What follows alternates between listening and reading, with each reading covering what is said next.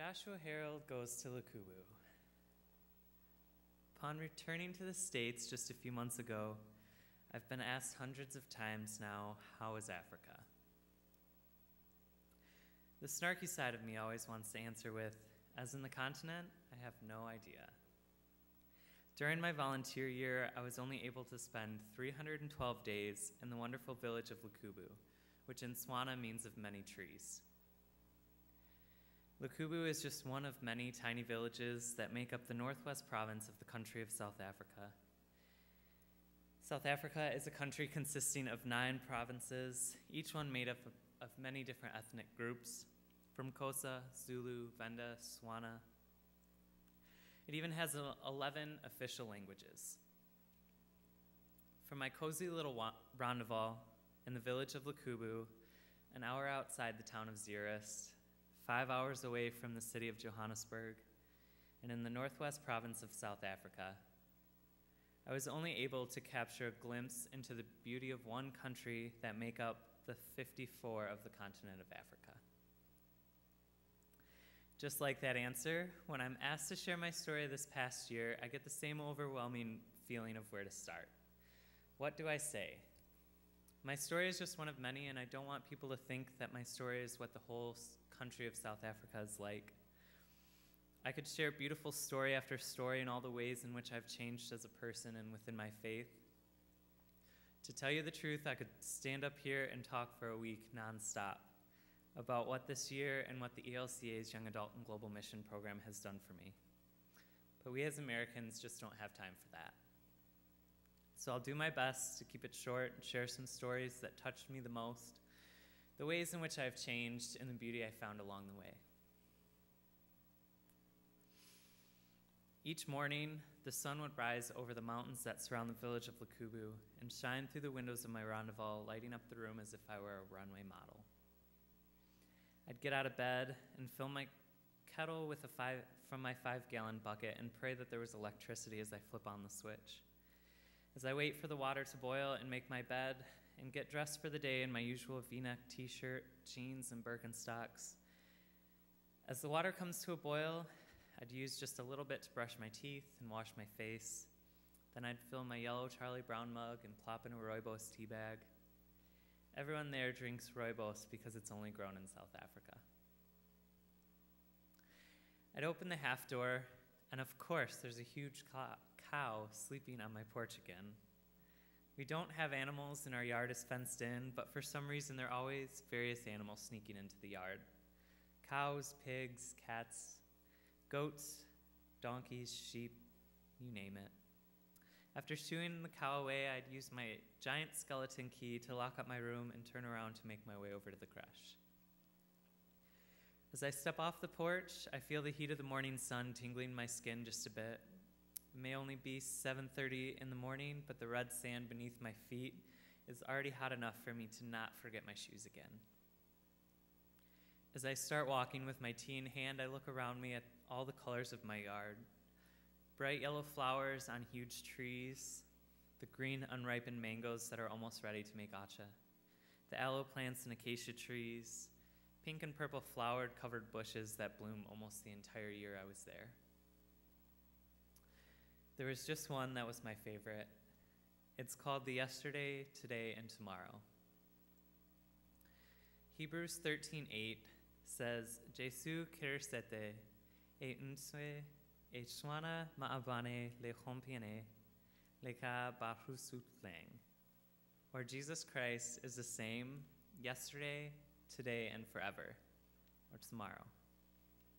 The flowers on this tree only last for 3 days. Yesterday, today, tomorrow. Day 1 or yesterday, the blooms are a deep, rich purple. Then on the second day, today, they fade into a pastel, Eastery lavender. And then finally, on the third day, or tomorrow, they become a beautiful and pure white color. Once it started blooming, it continued for months. So each day I could look over at it as a reminder that as a whole, it's a magnificent sight for everyone to admire. But if you look closer, you could see all of the yesterdays, todays, and tomorrows that make up the whole. Next up, I see the windmill. It used to serve as the main way of getting water up from the well, but now its main purpose is just to creak at night like a rusty swing to help me fall asleep. As I continue walking, I hear the morning news coming from inside my host parents, Jack and Eliza's house. Each morning they'd yell out, "Good morning, Lume," and I'd answer back with a "Good morning, I am well." But next is my favorite part of the day. As I walk around the corner of the house and start making my way down the slight hill that leads to the yard of the creche or early learning center where I worked, as soon as one of the children see me, I hear the best sound in the entire world. Malume Joshua, Malume Joshua, Malume Joshua. How can you be anything but happy when 100 or so kids are singing Uncle Joshua as you walk to work in the morning? Their song doesn't stop until I've made my way into the kitchen and I'm out of sight behind the closed door. I greet the ladies with Dumela, Lakai, and Rutang, which simply means hello, how are you, and I'm fine.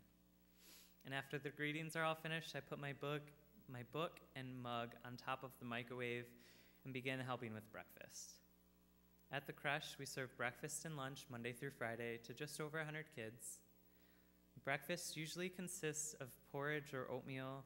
We dish out servings into yellow and green tin bowls for however many kids are there that day, and then we'd collect everyone into one of the classrooms and pray. For this food we about to receive, we thank good, our Lord, amen. Then I'd run back into the kitchen so that I can supervise the serving of the meal. 2 tables worth of the older class, so like the 4-year-olds, walk into the kitchen and grab a bowl in each hand and then walk them over to the younger classroom to serve the little kids. After all the younger kids have been served, they serve the upper class, and then finally serving themselves before sitting down to eat their lunch or breakfast. After all the kids have been served, I'd make my way back into the younger kids' classroom to help little Tuli or Kelly Bohile finish up eating their breakfast because they get sidetracked very easily. After breakfast is finished, I help Diana clean up the dishes, saying a little prayer of, may God bless them and keep them safe as I dry each dish. And after all the dishes are clean, we'd start making lunch. Lunch is always rice or the stuff called pop. It's made from white cornmeal and is sort of like mashed potatoes with absolutely no flavor. We make a little soup to pour over it from the meat that we cooked that day, which was mostly chicken, but every now and then we had beef. And once there was even some type of antelope that was donated by a local farmer.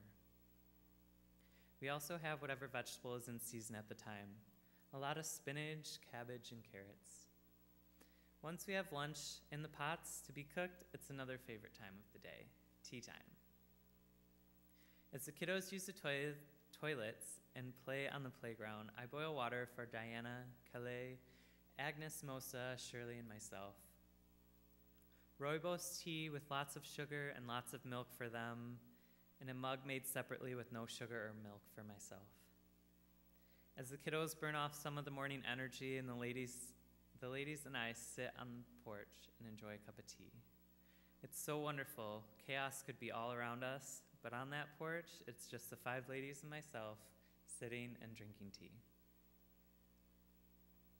After tea time, we clap a few times and the kiddos make their way into the classroom. On Mondays and Fridays, my host's dad, Pastor Jack, comes and prays with us. And on the other days, we start the morning with just a few simple songs like Twinkle Twinkle and one about birds flying away. Then it's time to practice some counting, colors, seasons, and introductions. Right before it's time for lunch, I sneak back over into the kitchen and help finish up cooking, and the kiddos get another break. Then we serve out the 100+ little bowls, catering style, and once they're all dished out, we call the kids back into the classroom and pray, and then enjoy lunch. Now sometimes after lunch, there was more classroom teaching time, and sometimes we'd go right to nap time. I still don't know if they had some type of schedule for it, or if it would just depend on how much energy the ladies at the creche had. Keeping track of 100+ kids under the age of 4 takes a lot of energy.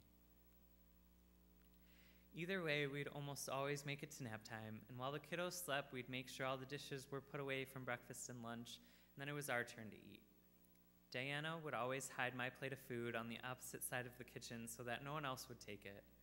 After just a few weeks or so, she learned what my favorites were, and she made sure she would always load me up with them. She also learned quickly what were not my favorites. Like that sour porridge. Everyone else loved it, but I couldn't stomach more than a spoonful without gagging. So when we served that, she always made a pot of something separately to fill my plate with. I would keep trying it over and over, but I never made it past 2 spoonfuls. The ladies would grab their plates and head back into the classroom to watch over the kiddos as they napped, and I would grab mine and sit on the chair that always sat outside the door of the kitchen on the porch of the creche. After I finished my lunch, or at least try to make it all fit, I would wash my plate, and then I would sneak back over to my rendezvous for just a bit. I usually spent this time writing in my journal, or reading one of the 30 books that I ended up reading this past year. My windows were generally open, so as soon as I heard the sound of the kiddos waking up from their naps, I would head back over to the creche and help them all get ready to head home for the day. This usually meant tracking down hats and coats and shoes that could be anywhere from in the classroom to in a tree, even on the roof a couple times. Then we'd match each kid up with their backpack so they were ready to go. We always served a little snack right before we sent them home as well. Most of the time it would be whatever fruit is in season, lots of apples, oranges, bananas, chunks of watermelons or mangoes. Sometimes though it would just be a slice of bread with a thin layer of peanut butter, a couple of biscuits, or more often than not, a slice of birthday cake. The ladies would always make sure that each group of kids would get on the right taxi van at the right time, and we'd all take our places in our chairs on that porch as we waited for them all to be shuttled home. Sometimes this took an hour, and sometimes it took 3. I never knew how it was going to go. But as the last kids made their way onto the shuttle, I would turn on the kettle for another tea time, and the ladies and I would share simple tea time before making sure that everything was cleaned up for the day. We'd make sure there weren't any kiddos playing on the swings or hiding in the back of the classroom, make sure the kitchen was all clean and food put away. We'd sweep and mop all the floors, and then it was time for us to head home. We were all in charge of locking one of the doors. The one I oversaw was because the lock was on the top of the door, and I was the only one tall enough to reach it without having to pull over a chair. After we were all cleaned up and the doors were locked, we'd make our way through the yard doing one last double check, and then we'd lock the gates behind us and make our way home. Now let's take just a minute to rewind. There I was, 5 years old, in my kitchen. I'd grab a couple slices of white bread out of the tin bread box that rested on our countertop. I'd take Mom's rolling pin out of the drawer and flatten the bread as flat as I could possibly get it. And then I would take one of the glass jars that we used to drink water, because you could drop them and they wouldn't break, and I'd cut out little circles from the flattened bread. Then with the butter knife, I would put a little cross in the middle of each one to mimic the wafers that the adults got at church on Sundays. Now, we never had any grape juice in the house, but there was one thing that we always had a pitcher of in the fridge, and that was blue Kool-Aid. So it was just going to have to work. I would sneak a wine glass out of the hutch and fill it with that blue Kool-Aid, and then in the family room at 7241 Silverwood Road, I would start holding my first of many church services. My brothers and sisters would come and bring their stuffed animals, G.I. Joes or Barbies, and we'd follow along in the children's pitcher missalette that I had from church. I knew right then that I had a calling to ministry. Growing up in a small town public school, just mentioning that I might feel called towards ministry or that I liked church at all made me a little more weird than I already was. And as I grew older and learned about myself, not only did my friends at school not approve of this calling I had, but I found out that the friends at that church didn't approve of who I was either. As a closeted gay guy, I would hear them speak about how homosexuality is a choice and that if you choose to act upon it, you're sinning, you would end up in hell. So I thought, okay, fine, I'll just continue to pretend. Eventually, someone made the comment to me that I wasn't welcome at the table because I was a sinner, and I was done. I left the church, and the fire of hatred began to grow very strong from deep within me. Junior high and high school were really hard and really weird. as I tried to navigate through all the thoughts of who I was and where I wanted to go in life, the self-doubt and depression just continued to get worse and worse. I eventually came out to everyone when I was 22, and my boyfriend's parents took me into their home. As much as I hated church and everything that it stood for, out of respect for them of taking me into their home, I decided to tag along with them one Sunday to this place I hated. As we walked into the narthex of that church, my adopted mother said, "Hello, Pastor. This is my son's boyfriend, Joshua." I could not believe that after 10 years of hating the church and everything that it stands for, I decided to give it a second chance, and I was outed within seconds of walking in the door. As I stood there with the pain of a knife in my gut, waiting to hear something familiar like "we can fix you" or "I'll pray for you," all I received was a hug and heard the words, "We are so happy that you could join us today." What? I don't know anything else that happened that Sunday, but I do remember all the thoughts that were racing through my mind. What is this thing called the ELCA? I began attending that church every Sunday, and even though not everyone was 100% on board with the full inclusion of the LGBTQ community for within the church, they still loved me for everything that I was, and the friendships that began to form also began to extinguish this hatred flame that was still resting inside of me. Time went on, and I was still confused and needed a change, and that's when an amazing friend pointed me in the direction of the Young Adults and Global Missions page on the ever-wonderful ELCA's website. For once, it was a volunteer program where there weren't all these boxes that you had to fill. I didn't need a college degree. I didn't need to have been raised Lutheran. I didn't even need to be straight. A couple other friends sent me encouraging reminders each day to just give it a shot, so that's what I eventually did. And submitting that application was the single best thing that I've ever done. From the moment my application was accepted, the support came in from areas that I didn't even know existed and that I didn't even know I needed. During my phone interview with the director, I came out to her and I thought it would seal my fate. Nope, she just said, "Thank you. This is the first time that it's ever happened during the phone interview. Usually it doesn't happen till the DIP weekend." The DIP weekend, or discernment, interview, and placement, may only have been 3 days long, but after those 3 days, I knew that not only did I just want to attend this church, I wanted to become a member of it. New friends, old friends, and friends I still don't even know their names helped me learn to start finding myself again. To not just be complacent with where I am in life, but to want to move forward to bigger and better things. That support didn't end when I got into my placement site. My country coordinator in South Africa, the other 8 volunteers in the country with me, and even the staff members back here in Chicago were there through everything. During the hard months of losing my grandmother, the death of 2 of my friends' children, life-threatening illnesses to both of my parents, I received phone calls and check-ins every single day. I saw myself transform from a lost and confused guy with no ambition to, honestly, I don't know, but whatever I am today. I made connections to so many people within that little village of Lakubu and within the program who made the same type of connections in their placements throughout 13 different countries all over the world. Now I understand what they mean when they say globally formed and globally informed. It's no longer about just the people in my little home church or that tiny hometown or even just my blood-related family. Now it's about the entire people that our Lord made in His image. I now know that I want to go back and finish my undergraduate degree and then eventually attend seminary so that I can be a voice for the LGBTQ community from within a church. If I can make it so that the little flame of hatred towards the church doesn't grow as large as mine did, I know that I finally answered this call I've been hearing for over 20 years. Transitioning back home has not been easy. It's actually way harder than leaving was. I do want to say that I'm sorry and I'm trying. I just see the world in a different way than I have for 25 years of my life, and it's a lot to take in.